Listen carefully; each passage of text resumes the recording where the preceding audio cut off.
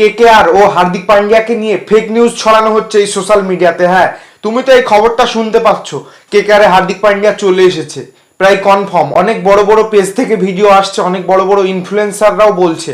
হ্যাঁ দেখো, সোশ্যাল মিডিয়ায় যা শোনা হয় 50% সত্য আর 50% ভুল ভুল তথ্য দেওয়া হয়। এখন কিছুদিন আগে তথ্য দেওয়া হচ্ছিল কি চেন্নাইয়ে চলে যাচ্ছে হার্দিক পান্ডিয়া, প্রায় কনফার্ম হয়ে গিয়েছিল। আমরা কেকেআর ফ্যান, আমি একজন কেকেআর ফ্যান, ভাবলাম চেন্নাই চলে গেল হার্দিক পান্ডিয়া, মন খারাপ হলো।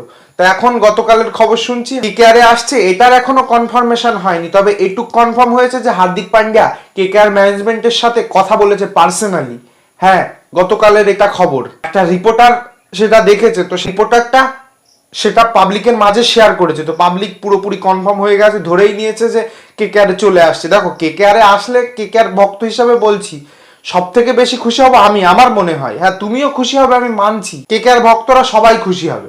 তবে কথা তো এইখানেই, ফেক নিউজটা ছড়ানো হচ্ছে যে মুম্বাইয়ের সাথে ট্রেড হতে চলেছে ক্যামেরন গ্রিন আর হার্দিক পান্ডিয়া। দেখো, ওই রকম কোনো খবর আসেনি। হার্দিক পান্ডিয়ার সাথে আলোচনায় বসেছিল কেকেআর ম্যানেজমেন্টের টিম, তবে ওখান থেকে বোঝা গেছে হার্দিক পান্ডিয়াও কলকাতায় আসতে চাই। এটুক শুনে তুমি খুশি হয়ে যাও, কলকাতা ফ্যান হলে খুশি হয়ে একটা লাইক দিয়ে দাও।